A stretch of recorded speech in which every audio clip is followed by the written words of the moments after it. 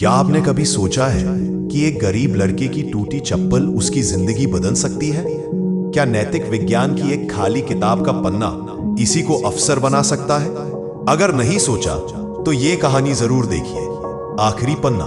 दिल्ली के एक सरकारी स्कूल में 10वीं कक्षा का छात्र रोहित अक्सर सबसे पिछली बेंच पर बैठा करता था। पढ़ाई में उसका मन नहीं लगता था।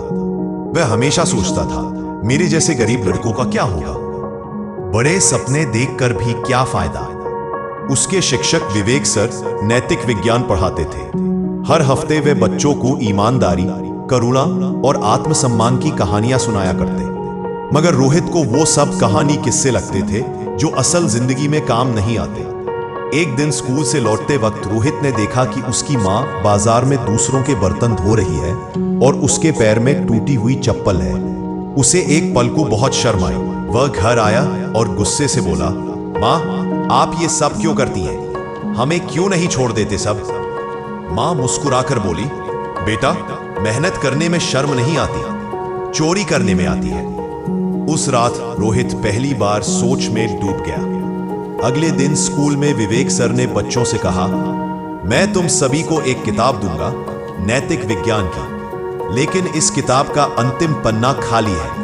वहां तुम खुद अपनी जिंदगी की एक सीख लिखोगे, लेकिन तभी जब तुम्हें लगे कि तुमने सही और गलत के बीच का फर्क खुद जाना है। रोहित ने किताब ली और बिना कुछ कहे बैग में रख ली। साल के अंत में बोर्ड की परीक्षा हुई। परीक्षा के दिन उसके दोस्त कमल ने कहा, मेरे चाचा बोर्ड ऑफिस में काम करते हैं, मैं पेपर लीक करवा सकता हूं, तू भी साथ आ जा, पास तो होना ही है। रोहित का मन डगमगाया।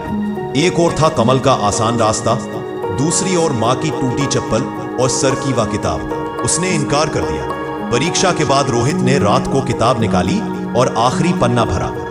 मैंने पहली बार खुद से लड़ाई जीती है। अब मुझे पता है, मेहनत का रास्ता लंबा है, लेकिन झूठ का रास्ता अंधा। जब रिजल्ट आया, रोहित ने 84% अंक हासिल किए, बिना किसी चोरी या सिफारिश के। विवेक सर ने जब किताब का आखिरी पन्ना पढ़ा, उनकी आंखों में आंसू थे। 5 साल बाद वही रोहित आज एक सरकारी अफसर है। वह हर साल अपने स्कूल जाता है और बच्चों को वही किताब बांटता है जिसका आखिरी पन्ना खाली होता है। वह मुस्कुराकर कहता है, कहानियां बस कहानियां नहीं होती अगर आप उन्हें जीना सीखो। नैतिक शिक्षा। हर इंसान की जिंदगी में एक आखिरी पन्ना होता है, वो जो तय करता है कि वो कौन है।